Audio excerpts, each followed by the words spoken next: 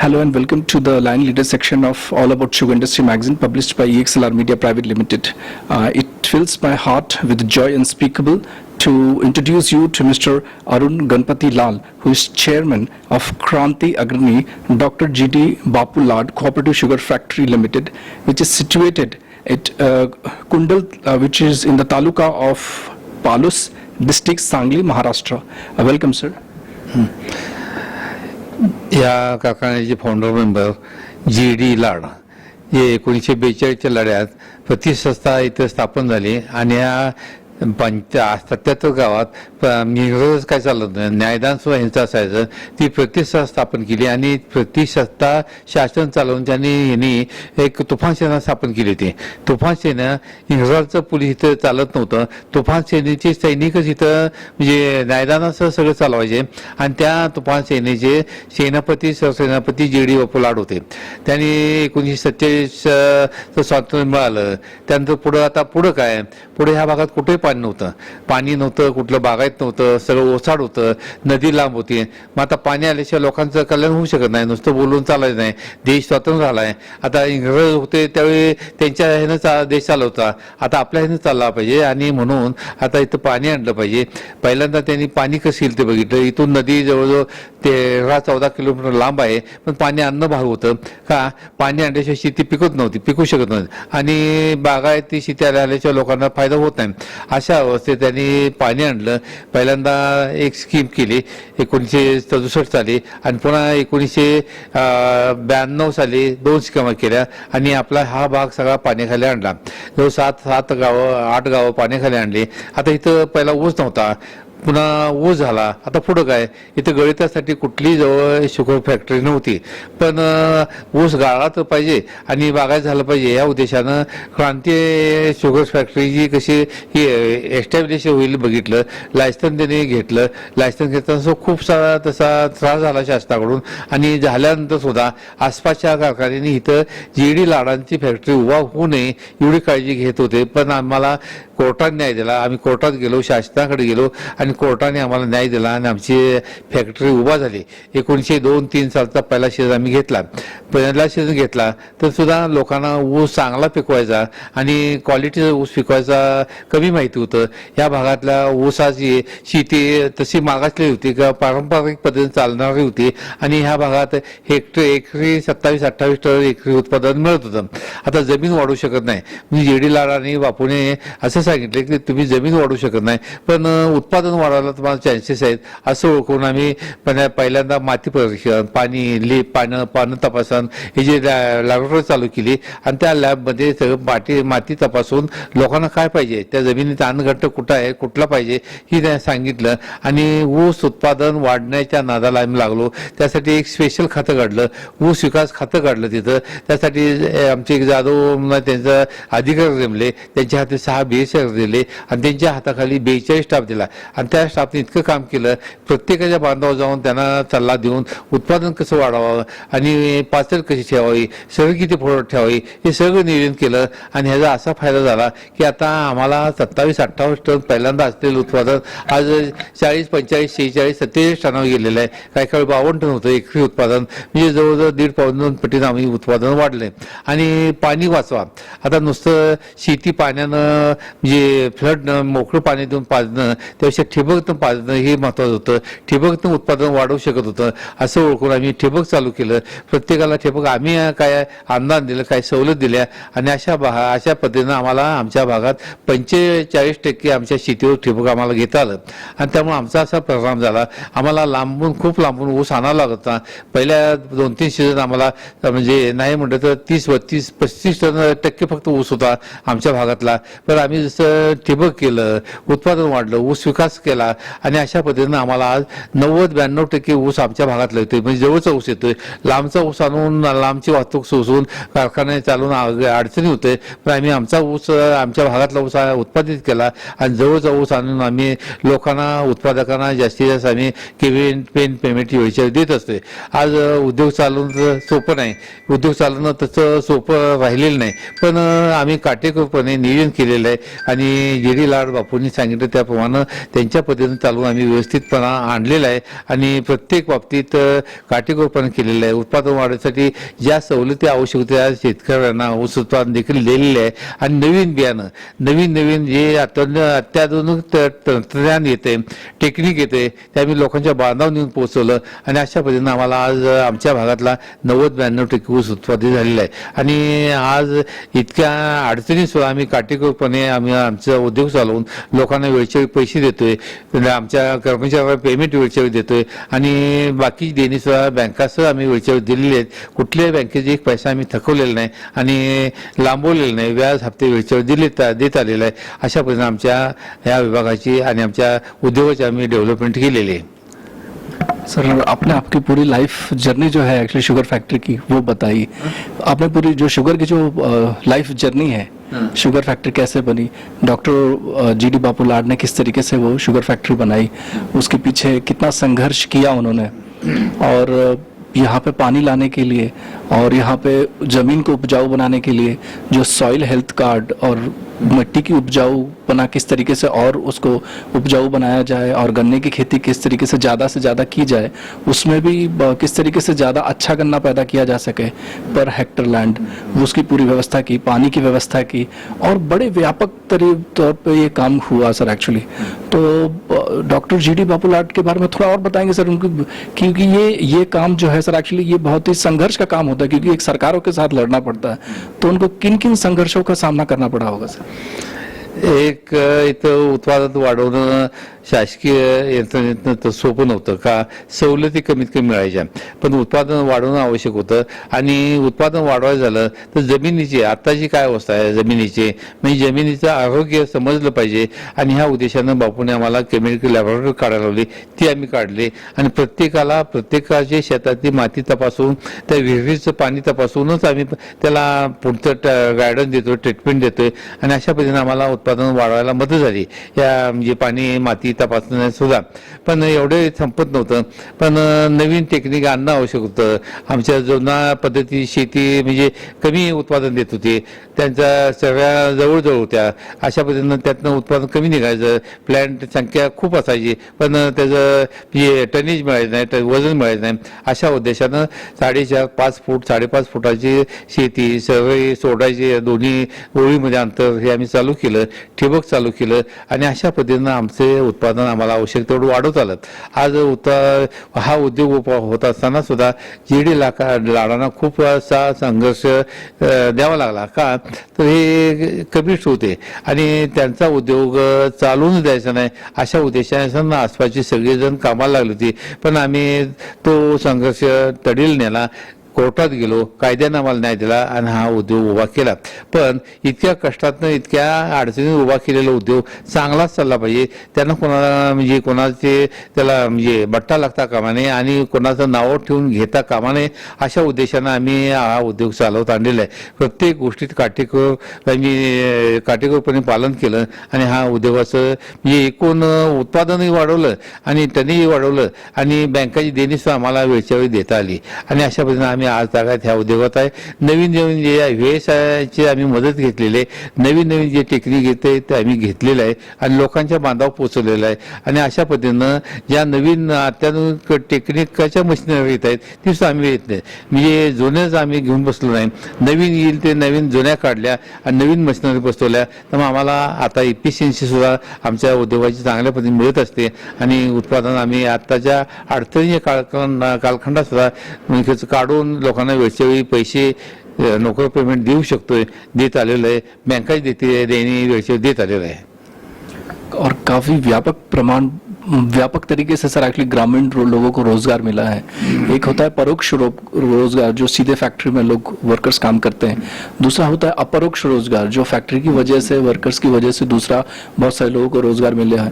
तो लगभग अनुमानित तौर से कितने लोगों को लाभान्वित किया है सर शुगर फैक्ट्री ने? लगभग फॅक्टरीमध्ये ॲक्च्युअल कामाला माणसे 800-900 आहेत, पण डेली वेजेस काय असतात ती 500 इथं कामात असतात आणि त्या ऊस उत्पादन झालं, ऊसाचं उत्पादन वाढलं, बागायत झालं, त्यामुळे अनेकांनी दूधधंदा चालू केला.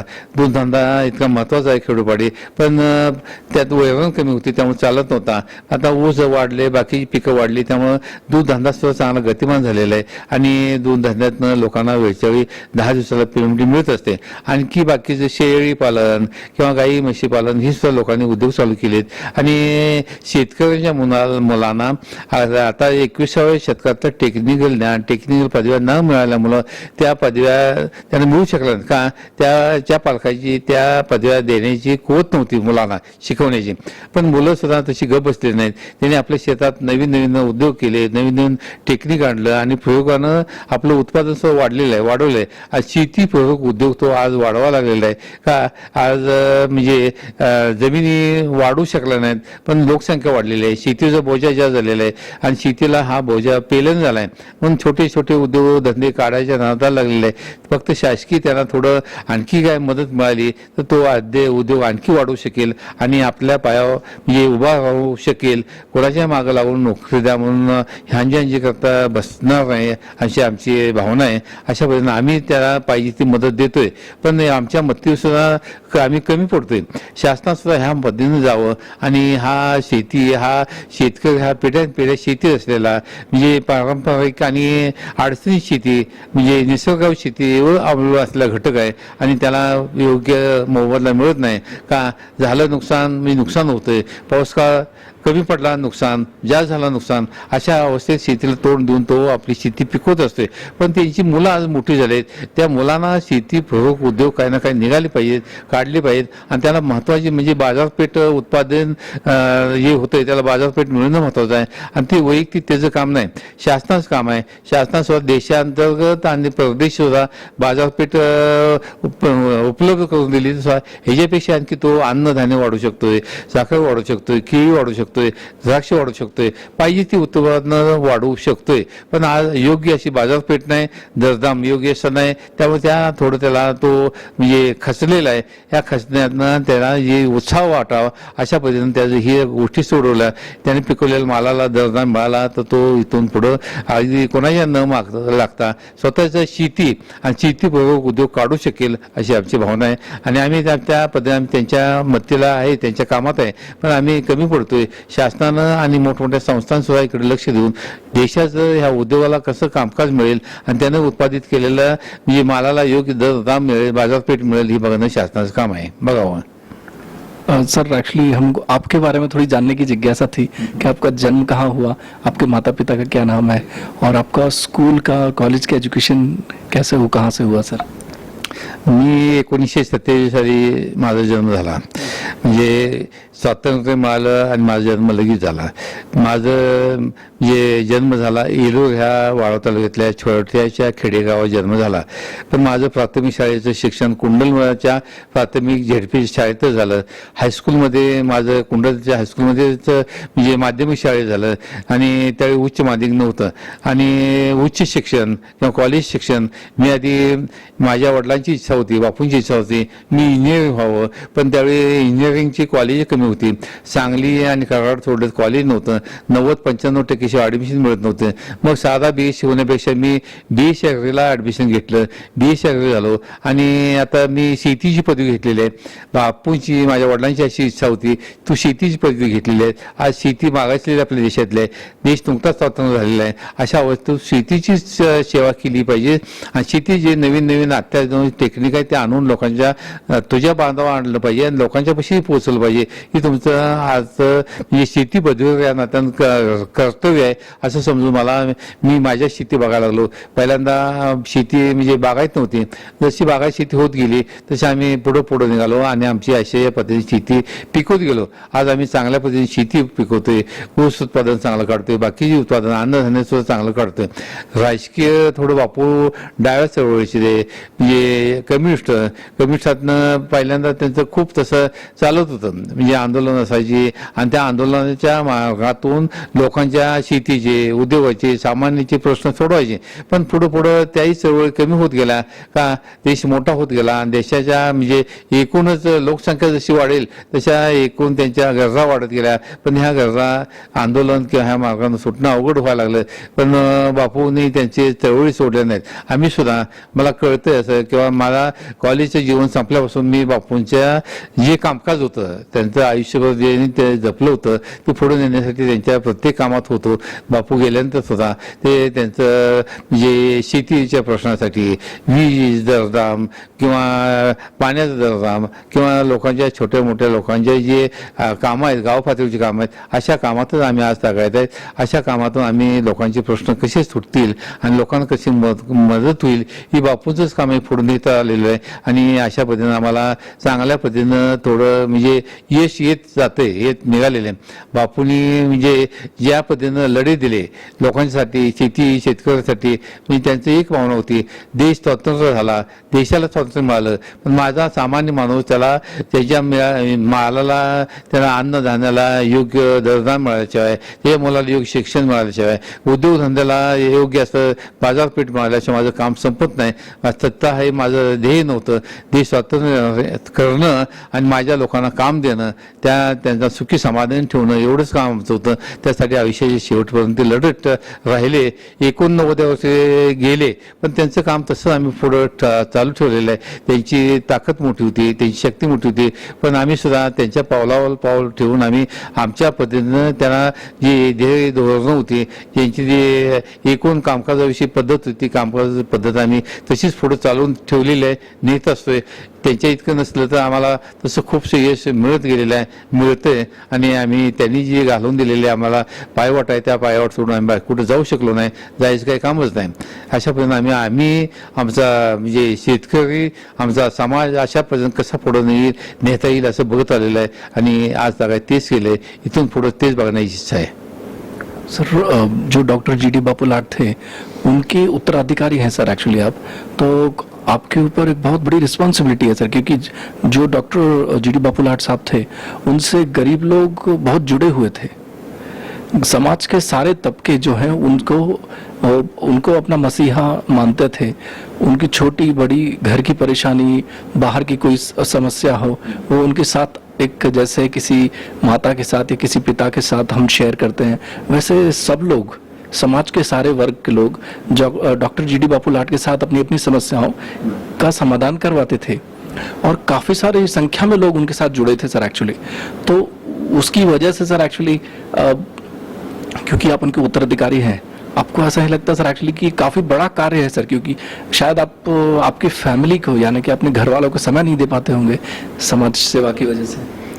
जी डी लाडांची चळवळ संपल्यानंतर बाकी देशात त्यांनी चळवळी चालू केल्या आणि लोकांच्या प्रश्नासाठी त्यांनी चळवळी चालू केल्या. त्यांचं संघटन इतकं मोठं होतं, म्हणजे स्वातंत्र्याच्या आधी आणि स्वातंत्र्यानंतर सुद्धा त्यांनी संघटना बांधण्याचं काम मोठं केलं, पक्षीय काम मोठं केलं आणि त्यातून ते पुढे येत गेले. आणि त्यांचं संघटन असं होतं, त्यांची लोक एकमेकाशी इतके वैचारिक आणि एकूण जुळणी त्यांची अशी झाली होती की एकमेकाला सोडून पुढे जाऊ शकत नव्हते. सगळ्या लढ्यात त्यांचे एकमेका लोक असायचे आणि ध्येय नसायचे, ध्येय धोरण असायचे. म्हणजे बापू सांगतायत म्हणून नाही, त्यांना सुद्धा एक विशिष्ट अशा पद्धतीने ध्येय होतं त्या लोकांचा. अशा पद्धतीनं त्यांना त्यांच्या आयुष्य होत गेलं, चांगल्या पद्धतीने प्रश्न सुटत गेले. पण त्यांच्यानंतर आता देश इतका मोठा झाला आहे, देश स्वतंत्र झाला त्यावेळी 33 कोटी लोकसंख्या होती, आज 133 कोटी लोकसंख्या आहे. त्यांच्यावेळी समस्या होत्या, पण समस्या सोडवण्यासाठी म्हणजे शासन काय ना काय पद्धतीने लक्ष देत होतं आणि लोकांच्या प्रश्नाकडे त्यांना लक्ष द्यायला वेळ होता. पण आजच्या 133 कोटी देशात समस्या इतक्या वाढलेत की बापूंनी चालू केलेलं काम आज आम्ही सुद्धा चालू ठेवलेलं आहे. आणि त्या पद्धतीने चालू ठेवणं भागच आहे. का बापूंचं काम हे सोपं नव्हतं, अवघड होतं. त्यांना सोपं नसलं तर त्यांनी त्यातनं मार्ग काढत गेले आणि शासना किंवा नेत्यावर सुद्धा त्यांचा इतका दबाव होता, त्यांच्या इतक्या चळवळीचा दबाव होता की त्यांना चळवळी यांनी चालू केल्या. प्रश्नासाठी काय काय विशेष चळवळी चालू केल्या त्यांना काही ना काही शासनाला नेत्यांना ऐकणं भाग होतं. पण आज त्या चळवळी इतक्या मोठ्या झालेत, म्हणजे प्रश्न इतके मोठे झालेत, चळवळीने सुद्धा सुटणं अवघड झालेलं आहे. पण आम्ही त्यापासून हटलेलं नाही. आम्ही त्यांच्या बापूंच्याच मार्गाने पुढे निघालेलो आहे आणि कुठल्याही कोणाच्याही राजकीय म्हणजे यात न अडकता आम्ही आमच्या पद्धतीने त्या बापूंचं काम पुढे नेत गेलेलं आहे, जात आहे. सर, समाज का एक बहुत बड़ा वर्ग सर एक्चुअली आपसे सीधे सीधे जुड़ा हुआ है, तो काफ़ी सारे लोग मिलने आते होंगे सर आपको रोज. आप अलग अलग समस्याएं लेके, किसी को स्कूल का एडमिशन करवाना है, किसी कुछ हेल्थ प्रॉब्लम है, किसी को कुछ अलग अलग प्रॉब्लम है, कुछ खेतों का किसानों का प्रॉब्लम होगा, कुछ वेंडर्स का प्रॉब्लम होगा, कुछ हार्वेस्टर्स का प्रॉब्लम होगा. तो ये सब समय होने के बाद भी सर आपके पास आपके परिवार के लिए समय निकाल पाते हैं सर? आपका टाइम मैनेजमेंट कैसे करते हैं सर एक्चुअली? काम खूप मोठं आहे आणि लोकांना वेळ पण द्यावा लागतोय. लोकांना नुसतं सांगून जमत नाही, त्यांच्या जवळ जायला लागते, त्यांच्या कुटुंबात जायला लागते, त्यांच्या ऐकायला लागते, त्यांच्या मिटिंग घ्यावं लागतात, त्यांचे प्रश्न ऐकून त्यांना सोडवणूक केलीच पाहिजे अशी त्यांची भावना असते आणि आपण त्या पद्धतीने जात असतोय. काही ना काही त्यांचे प्रश्न सुटत असतात आणि आमच्या कौटुंबिक बघितलं तर बापूंनी ज्या पद्धतीनं आम्हाला जे कामाची सवय लावलेली आहे त्याच पद्धतीने आम्ही निघालेले आहे. आमच्या कुटुंबात सुद्धा तशाच पद्धतीची सवयी लागलेली आहेत. म्हणजे आमच्या घर मंडळींना बायका मुलांसुद्धा त्याचीच अवस्था जाण्याची सवय लागलेली आहे आणि ह्यापासून पळ काढायचा इच्छा नाही का. त्यांनी असं शिकवलंय की जगण्या इतकंच मिळवा, जास्त मिळवून काय त्याचा उपयोग नाही. शेवटी किती मिळवलं, 10 पिढ्याचं मिळवलं तर तुम्ही एक वेळ संपणार आहे. संपल्या पुढं कशी तुमची मुलं चालवतात तुम्हाला माहिती आहे का. त्यामुळे आता तुम्हाला चांगल्या पद्धतीनं जगता येईल, तुमचं मुलं तुमचे कुटुंब चांगल्या पद्धतीनं समाजात चांगलं असतील आणि चांगल्या ध्येयधोरणानं असतील, चांगल्या नैतिकतेनं असतील, अशा पद्धतीने तुम्ही कामात असता. कुठेही बदनाम होऊ नका. बदनाम व्हायचं काही कामच नाही. आमची पहिली शेती आहे तेवढीच आम्ही ठेवलेली आहे, त्यात काय वाढू शकलो नाही. पण त्यातही आम्ही आमच्या उत्पादन इतक्या चांगल्या पद्धतीने वाढवतोय की आम्हाला त्यात काही कमीच पडत नाही. आमच्या कुटुंबात प्रत्येकाचे वेगवेगळे भावाभावांचे वेगवेगळे धंदे आहेत, त्यांचे ते उद्योगधंदे बघतात, शेतमाल काढतात किंवा उद्योगाचा माल काढतात आणि व्यवस्थित त्यांची कुटुंब व्यवस्थित चाललेले आहेत. कोणाचंही न लुबाडता, कोणाचंही म्हणजे अतिरेक न होता आमच्या पद्धतीने आम्ही आमच्या कष्टानं आम्ही जगवत आहोत आणि बापूंची शिकवण होती त्याप्रमाणे पुढचं आयुष्य घालवत आहे. सर, क्योंकि जो डॉक्टर जीटी बापूलाल थे उन्होंने कभी भी अपने को इम्पोर्टेंस नहीं दिया. उन्होंने बाकी सारी फार्मर्स को, किसानों को इन्होंने महत्व दिया. अपना काम छोड़ के किसानों का काम करना, अपना काम छोड़ के किसानों के घर पे जाके उनका जन्मदिन मनाना, उनकी बच्चे की शादी में जाके कुछ मदद करना या उनका हेल्थ प्रॉब्लम्स होता है तो हॉस्पिटल देखना कि किसी गरीब हमारे जो गांव के लोग हैं, हमसे जुड़े हुए जो लोग हैं, उनका बराबर उनका इलाज हो रहा है कि नहीं हो रहा है. तो ये सब उसकी वजह से लोग उनसे बहुत जुड़े हुए थे और आपके पास भी लोग उसी अपेक्षा से आते हैं सर एक्चुअली, क्योंकि आप उनके उत्तराधिकारी हैं. तो कभी कभी स्ट्रेस आता होगा सर आपको काम में कि मैं उनकी अपेक्षाओं को पूरा कर पाता हूँ कि नहीं कर पाता हूँ, और तो स्ट्रेस कैसे मैनेजमेंट करते हैं सर आप? आता अलीकडं उत्पादन तर शेतीचं वाढलेलं आहे. उत्पादन अन्नधान्याचं असू द्या, ऊसाचं असू द्या, केळीचं असू द्या, द्राक्ष असू द्या, पण ह्या उत्पादनाला आज बाजारपेठ नाही. आम्हालाही काही ना काही पद्धतीने त्या उत्पादनाचं प्रोडक्शन खपण्यासाठी काही ना काही त्यांना मदत करावी लागतेच. अन्नधान्य असू द्या किंवा द्राक्षमाला असू द्या, त्यासाठी आम्ही वेगवेगळ्या संस्था काढल्या आहेत, वेगवेगळ्या संस्था काढल्या आहेत, त्याकडून एक्सपोर्ट होत असते. आणि आज शिक्षण हा महत्त्वाचा विषय आहे. शिक्षण आज मुलांना, शेतकऱ्यांच्या मुलांना त्यांच्या आत्ताच्या या 21व्या शतकात आवश्यक असलेलं टेक्निकल टेक्निकल ज्ञान मिळू शकलं नाही.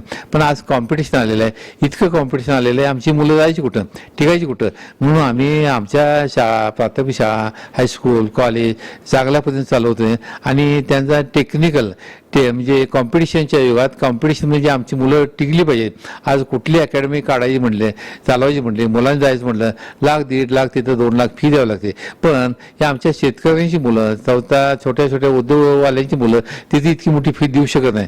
ही ओळखून आम्ही सुद्धा एक कॉम्पिटिटिव्ह एक्झामिनेशन अकॅडमी काढलेली आहे. तिथं आम्ही कोणाचा पैसा घेत नाही. आमच्याकडे जवळ 200 मुलं मुली, 200-250 मुलं मुली तिथे डेली येतात. आम्ही त्यांचे लेक्चर त्यांची फुकट घेतो आणि फुकट सेवा देतो, फुकट पुस्तक देतो. अशा पद्धतीनं आम्ही बापूंचं ध्येय जे होतं, सामान्य जे मुलं पुढं आली पाहिजेत, कॉम्पिटिशन आली पाहिजे, तेच आम्ही चालू ठेवलेले आहेत. त्यात आम्हाला यश मिळत जातंय, निघालंय मिळत, आणि जे आवश्यक आहे त्या मुलांना देत निघालोय. आज आमची शाळा सुद्धा हायस्कूल चालवतोय, बाकीची शाळा चालवते, आयुष्य मानांकी शाळा आहेत. हे आम्ही जे बापूंना अपेक्षित होतं ते तसंच पुढे चालवत निघालोय आणि चालवत गेलेलं आहे. आज शासनात बघितलं, कुठलाही कोण नोकरी देऊ शकत नाही, आज द्यायची शासनाचीच अवस्था नाही. पण मुलांनी कॉम्पिटिशन आलं पाहिजे, शेतकरी मुलांनी तिथे टिकलं पाहिजे, त्यासाठी आवश्यक आहे ते आम्ही सोयी त्याला देत निघालेलं आहे. उद्या आम्ही मुलीच्या, आज टेक्निकल ज्ञान मुलींसुद्धा आहे, मुली आपल्या चांगल्या शिकतायत, पण त्यांना पुढं काहीच नाही, कुठला जॉब मिळत नाही. म्हणून आम्ही मुलींची ITI हे आता काढलेलं आहे. त्याचं आमचं प्रपोज झालं आहे, शेवटच्या टेपला आहे, आणि त्यांची बिल्डिंगसुद्धा बांधलेलं आहे, त्यांचं मशिनरी आणून ठेवलेलं आहे. मी तीसं मिळालं म्हणजे ज्या आज 21व्या शतकात आवश्यक आहे अगदी मुलांना त्या आम्ही देत निघालेलं आहे. आमची कुवत कितपत आहे किंवा लोकांची मदत घेऊन आम्ही आमचं काम, बापूचं काम असंच पुढे चालू ठेवलेलं आहे, आणि त्यात आम्ही कुठं कमी पडलेलं नाही, कमी पडत नाही. और सर एक्चुअली आपके जो फैक्ट्री वर्कर्स हैं सर, एक्चुअली उनको उत्साहित करने के लिए, फैक्ट्री में जो वर्कर्स हैं उनको उत्साहित करने के लिए सर आप किस तरीके से उनको प्रेरणा उनको देते हैं, उनको किस तरीके से उनको उत्साहित करते हैं सर? कारखाने चालवताना हा कामगार हा त्यातला महत्त्वाचा घटक आहे, अधिकारी हा महत्त्वाचा घटक आहे.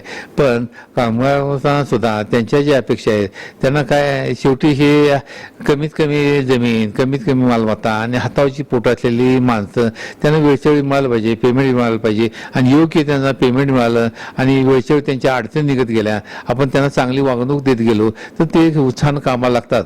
आपले कुठलंही काम नाही म्हणत नाहीत, आणि आपली कामं डावलून कुठे जात नाहीत. हे उत्साहानं ते स्वतःची कामं वेळच्या वेळी करतात. अधिकारीवर कसा चांगल्या पद्धतीने लक्ष देऊन असतोय, अशा पद्धतीने आम्हाला ह्या उद्योग आम्ही पुढे नेत आलेला आहे. आज उद्योग चालवणं तर सोपं नाही, पण जे लोकांना पाहिजे त्यांचं वेळच्या वेळी प्रबोधन आम्ही घेतो, त्यांच्या मिटिंग घेतो, किंवा हे अशा पद्धतीने चाललं पाहिजे. आज हा उद्योग अडचणीत आहे, देशाचे सगळे उद्योग अडचणीत आहे, पण ती तुमच्या जीवावर, तुम्ही काळजीनं वागा. 8 तास ड्युटी बघा, तिथं इकडे तिकडे बघू नका, हिंडू नका, तपा गप्पा आणि झोपू नका. असं केलं तर तुमचे उद्योग चांगले चालतील. तुम्ही जे उद्योग चांगला चालवता, हा आपल्याला शेतमालाचा उद्योग आहे, हा लोकांच्या पैसे चांगला नेता येईल आणि लोकांना चांगल्या पद्धतीने आपण त्याची सेवा देता येईल. तुम्ही आधी चांगलं वागा, असं आमचं वेळोवेळी त्यांचं प्रबोधन होत असते. काही लोक प्रबोधनासाठी त्यांची आम्ही आणत असतोय, त्यांच्याकडूनही प्रबोधन होत असते. आणि उद्योगधंद्याला आवश्यक कशा पद्धतीने कामकाजाला लागलं पाहिजे, काय पद्धतीने कामकाज केलं पाहिजे, हे आम्हाला वेळच्या वेळी त्यांना शिकवत असते. आणि तसं आमचं ऐकत आले. आज सगळ्यात आमचं उत्पादनात आम्ही कुठे कमी पडलेलं नाही. और सर लीडरशिप, आजकल लीडरशिप का मैनेजमेंट वगैरह बहुत चल रहा है सर एक्चुअली, तो आपके वर्कर्स में लीडरशिप डेवलप करने के लिए और उनको लीडरशिप में आगे बढ़ाने के लिए किस तरीके से आप उनको बढ़ाते हैं सर एक्चुअली? काय डिसिजन घ्यायचं हे काम संचालक मंडळाचं असते. एक संचालक मंडळ आहे, 25 लोक त्या संचालक मंडळात असतात. कुठलाही निर्णय संचालक मंडळात होत असतोय आणि तो खालच्या अधिकाऱ्यांनी आणि त्यांच्या खालच्या लोकांनी राबवायचा असतोय. सक्षमपणे राबवणूक ही महत्त्वाची असते, आणि त्याप्रमाणे आमच्या उद्योगाचं व्यवस्थितपणा घेतलेले डिसिजन वेळच्या वेळी आणि चांगल्या पद्धतीने राबवले जातात. त्यामुळे आम्ही या यशापर्यंत येऊ शकलो. और सर एक्चुअली प्लांटेशन मैंने देखा सर, एक्चुअली काफ़ी अच्छा प्लांटेशन है आम का और बाकी दूसरी पेड़ पौधों का, बहुत अच्छा प्लांट है. तो प्लांटेशन कितना होगा सर आपके शुगर फैक्ट्री के आसपास? फॅक्टरी के आसपास काय जेवढं उत्पादन लागतं त्याच्या 90-92% आम्ही ऊस उत्पादन केलेलं आहे आम्ही. आणि आम्हाला आवश्यक आहे अडताली ऊस किती, प्री सिजनल किती, सिजनल किती, खोडा किती, ह्याचं आम्ही इतकं व्यवस्थित नियोजन केलेलं आहे. आणि नोंदणी सुद्धा महत्त्वाची आहे. नोंदणी आमच्या लोकांनी वेळच्या वेळी त्या शेताच्या बांधावर जाऊन त्या शेतकऱ्याच्या मोबाईल ॲपवर त्यांचे फोटो काढून केलेले आहे. आणि नोंदणी म्हणजे ऊस लागणीचे आणि नोंदणीचं सुद्धा आम्ही इतक्या पद्धतीने केलं आहे, कॉम्प्युटराइज कार्यक्रम केलेला आहे, दिलेला आहे. आणि कोणाच्या हातात ते नाही, आम्ही स्वतः बदलू शकत नाही. त्यांचा जसा लागणीचा क्लेम येईल तसा तोडणीचा सुद्धा क्लेम येत जातोय आणि तोडणी होऊ जाते. त्यामुळे लोक आज खुशी आहेत. त्यांना आम्हाला तोडणीसाठी कोण आमच्याकडे तोड द्या म्हणून सांगायला सोय येत नाही. त्यांना माहिती आहे की आपली नोंद झालेली आहे, वेळच्या वेळी योग्य नोंद झालेली आहे आणि तोडणी सुद्धा योग्य वेळी येईल अशी त्यांना खात्री शाश्वती असते. म्हणून ते आम्हाला येत नाही मागायला, आणि व्यवस्थित त्यांची नियमाप्रमाणे नोंदणी होत जाते, तोडणी होत जाते. आमचे वडील राजकीय सामाजिक कामात स्वातंत्र्यानंतर बांधले गेले. त्यांना संबंध राज्यभर हिंडावं लागायचं पक्ष बांधण्यासाठी आणि लोकांच्या कामासाठी, लोकांच्या चळवळीसाठी. त्यामुळे त्यांना आमच्याकडे लक्ष द्यायला वेळ नव्हता. पण आमच्या आईनं आम्हा सगळ्या भावांना किंवा एक नीतिमत्तेचं प्रामाणिकपणे शिस्तबद्ध जीवन जगायला आम्हाला शिकवलंय. आणि कोणाचं काय त्याला हात लावायचं नाही, लबाड खोटं बोलायचं नाही. आणि वेळच्या वेळी जे जीवनात तुमचं ध्येय आहे, अभ्यास आहे, काम आहे, वेळच्या वेळी झालं पाहिजे. आजचं उद्या नाही, आजचं काम आजच झालं पाहिजे आणि उद्याच्या कामात सुद्धा आजच तुम्ही त्याची जुळणी केली पाहिजे. अशा पद्धतीने तुम्ही काम केलं तर तुम्ही यशस्वी होऊ शकताय. अशी आम्हाला आईने जी शिकवून दिली आहे त्यात आम्ही कुठं कमी पडलेलो नाही. आमच्या आज तागायत सुद्धा आमचं पहाटे 5ला उठतो आणि संध्याकाळपर्यंत 10 वाजेपर्यंत आमची सगळी कामं आठवून 11 साडे11 आम्ही झोपत असतोय. पण जी दिवसाची कामं आहेत ते आम्ही शिस्तबद्ध, योजनाबद्ध, वेळच्या वेळी आणि निकोपणे कोणाला कसलाही अन्याय न होऊन देता आईच्या शिकवण्याप्रमाणे वेळच्या वेळी शिस्तीनं आणि प्रामाणिकपणे काम कसं होईल ते बघत आलेलं आहे. ती शिकवण आमची होती, ती आम्ही शिकवून पुढे घेत गेलेलं आहे आणि त्यांना आम्हाला यशस्वी होत गेलो आम्ही. त्यामुळे आम्हाला कुठंच काही कमी पडले नाही. आम्ही आपल्या जीवनात जास्त अपेक्षा ठेवल्या नाहीत. आज जगणं, कुटुंबाला लागेल तेवढं मिळवणं आणि मुलांच्या शिक्षणासाठी जे आवश्यक आहे तेवढंच मिळवणं, एवढं आम्ही केलेलं आहे. त्यातनं आम्हाला कुठं कमी पडलेलं नाही आणि आज आम्ही त्यासाठी सुखी आहेत. आमचं कुटुंब सुखी आहे, आमचे मुलं सुखी आहेत, नातवंड सुखी आहेत. सर एक्चुअली आपके पिता श्री जो थे उनका भी काफ़ी योगदान रहा था सर एक्चुअली. तो उन्होंने आपको ऐसा कुछ सिखाया है सर एक्चुअली, या कुछ ऐसा कुछ उपदेश दिया जो अभी भी आपको काम आता है? त्यांना त्यांचं योगदान इतकं मोठं होतं समाजाच्या बांधणीमध्ये. त्यांना म्हणजे MLC दिल्ली गव्हर्नमेंटची स्वातंत्र्य पेन्शन आणि राज्य शासनाची स्वातंत्र्य पेन्शन असं मिळून शेवटी 45,000 रुपये पेन्शन मिळायचे. पण त्यांचे एक मत होतं किंवा मी देशासाठी लढलो, ती पेन्शनसाठी लढलो नव्हतो. आता मला पेन्शन मिळते, त्या लोकांचा, सामान्य लोकांचा हक्क आहे त्याच्यावर. आणि मी निवडून दिलं, MLA झालो, MLC झालो, लोकांनी निवडून दिलं आणि त्यांची जी पेन्शन मिळते ती सुद्धा माझ्यासाठी नाही, ती ज्यांनी मला निवडून दिलं, मला पाठबळ दिलं त्या लोकांसाठी आहे. त्यामुळे ते महिन्याला 45,000 रुपये पेन्शन त्या बोर्डिंगमध्ये बसून कोणाला आवश्यक आहे, कोणाची मुलं दवाखान्यात आहेत, शिक्षणात आहेत, एखादी महिला किंवा काय त्यांची अडचण आहे, अशा पद्धतीनं महिन्याला सगळे पेमेंट त्यांचं वाटून टाकायचं. आणि हीच आम्हाला शिकवण आहे किंवा लोकांचं आहे ते लोकांशी द्या, तुमचं आहे तुम्ही ती कष्टाने मिळवा आणि तुम्हाला कमी पडलं आणखी कष्ट घ्या. अशा पद्धतीने तुम्ही यशस्वी व्हा आणि त्यात आम्ही कुठं कमी पडलो नाही. बापूंची शिकवण हीच होती आणि अशा पद्धतीनं आम्ही त्याच जीवनातनं पुढं निघालेलो आहे. आणि आम्ही आपल्या जास्त अपेक्षा न ठेवता आम्ही बापूंची शिकवण त्याची पुढं जाता येईल, नेता येईल ते बघत आलेलं आहे आणि त्यात यशस्वी झालेलं आहे. सर आपके जीवन में से ऐसा कोई एक उदाहरण आप हमें बताएंगे सर, ऐसी कोई घटना घटी हो जिस समय आपको ऐसा महसूस हुआ हो कि नहीं मेरे माता पिता ही मेरे भगवान है, बाकी दूसरा कोई भगवान नहीं है? आज बघतोय जिथं तिथं म्हणजे अतिरेक झालेला आहे. अतिरेकानं त्या कुटुंबाच्या मुलांचंही खूपसं नुकसान झालेलं आहे. आणि आई वडिलांना तो मानत नाही. त्यांना काय वाटतंय की मला आई वडिलांनी काय दिलंय, मी पुढं कसं जागू. पण आई वडिलांनं जन्म दिला, आईनं वाढवलं, मोठं केलं, तुझी सगळे घाण काढली, कपडे धुतले, शाळा शिकवली, ही काही कमी नव्हतं. हे आई वडिलांचं काम त्यांनी केलेलं आहे. माझ्याही आई वडिलांनी त्यांनी काम केलेलं आहे. आणि बाकीचं जे घटना त्यांच्या जीवनातल्या होत्या अशा विशेष काहीच घटना होत्या आमच्या जीवनात. पण त्यांनी जे दिलेले शिक्षण म्हणजे कुटुंबात दिलेले शिक्षण आणि पुढे दिलेल्या शिक्षणासाठी जे आम्हाला हे दिलं म्हणजे वेळच्या वेळी दिलं ते आम्ही खूपसं मानून आम्ही शिकलोय आणि आम्ही त्या पद्धतीने त्यांनी दिलेल्या शिकवणीप्रमाणे आज तागाई जीवनात आहे. सर धर्मपत्नी को भारत में बहुत अधिक महत्व दिया गया है, तो धर्मपत्नी को अर्धांगिनी भी कहते हैं सर एक्चुअली. भगवान शिव ने तो उन पत्नी की महत्वता दिखाने के लिए अपने आधे जो अंग है उनको अर्धनारीश्वर रूप उन्होंने धारण कर लिया था.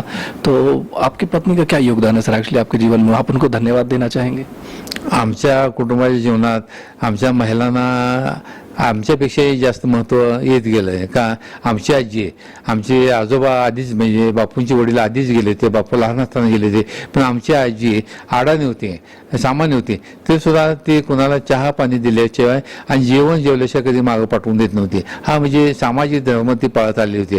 आमच्या आईनं सुद्धा तेच केलं.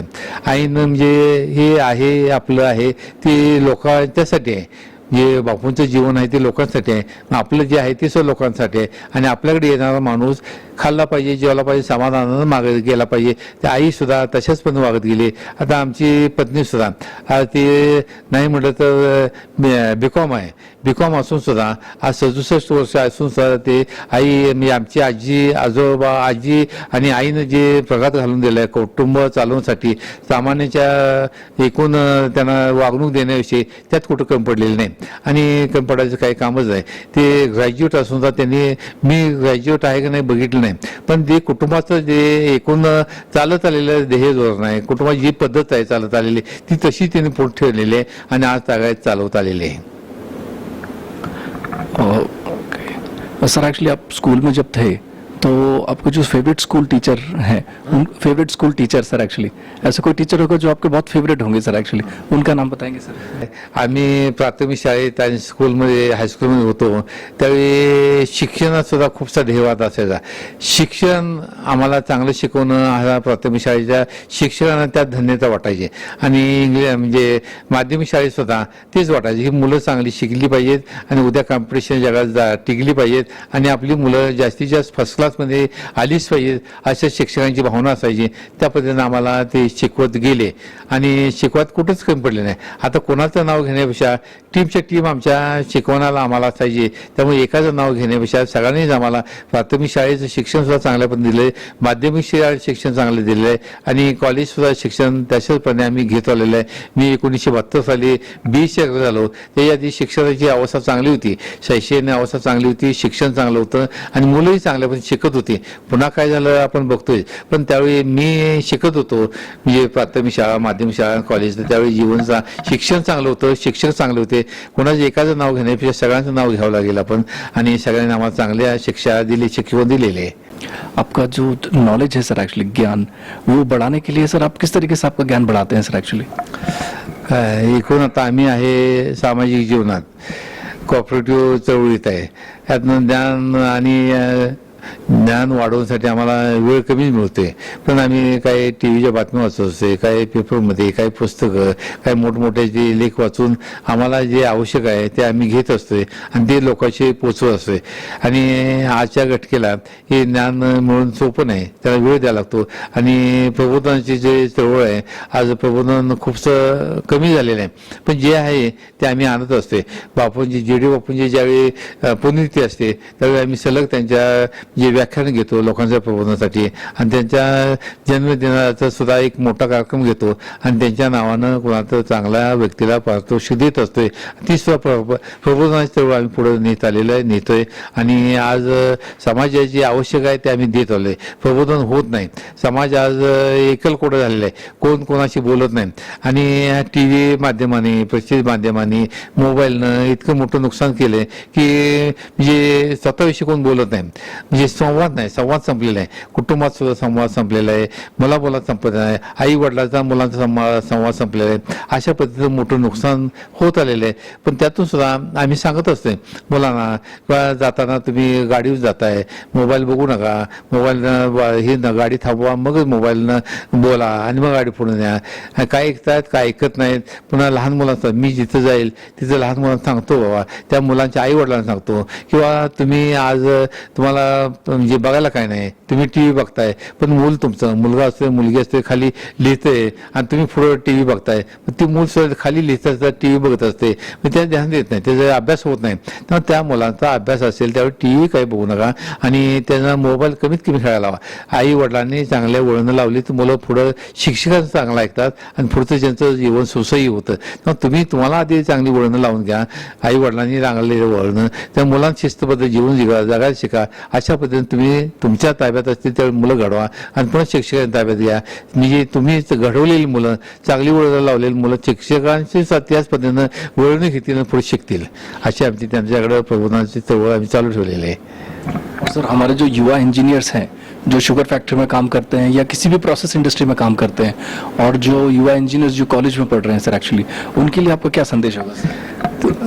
त्यांच्यासाठी संदेश माझा असा आहे की बाबा ज्यावेळी इंजिनिअरिंग कॉलेज कमी होती आणि ज्यावेळी देशाला आपल्या इंजिनिअरिंग पदवी लावण्याची आवश्यकता होती म्हणजे डिप्लोमा पदवीधरांची आवश्यकता होती, ITI पदवीधरांची आवश्यकता होती.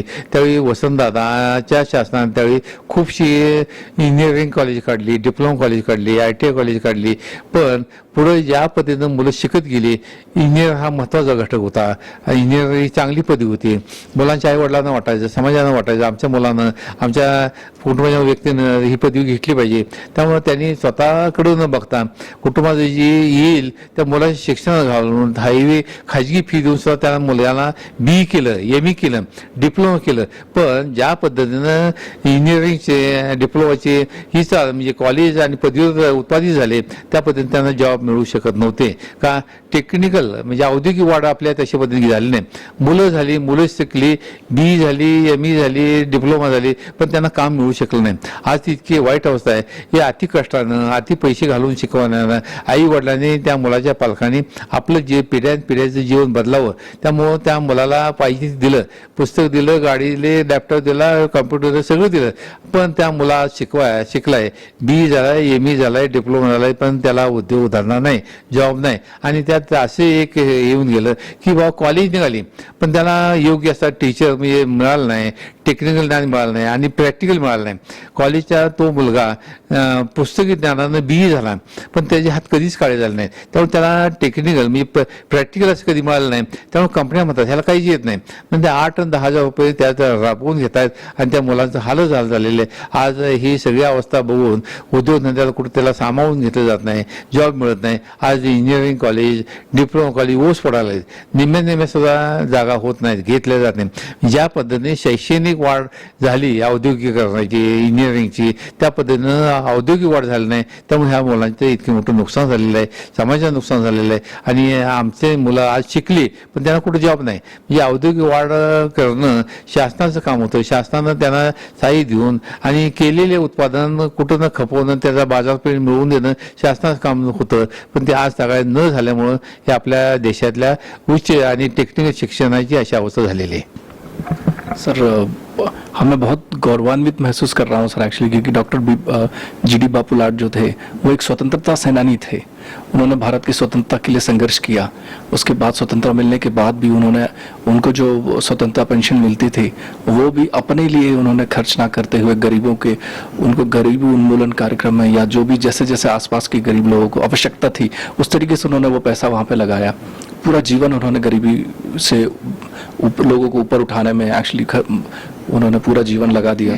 और उसी पथ पर आप भी अग्रसर हैं सर एक्चुअली. तो आपने सर एक्चुअली आपका बहुमूल्य समय दिया सर एक्चुअली हमें. आपका बहुत बहुत आभार सर. ठीक है.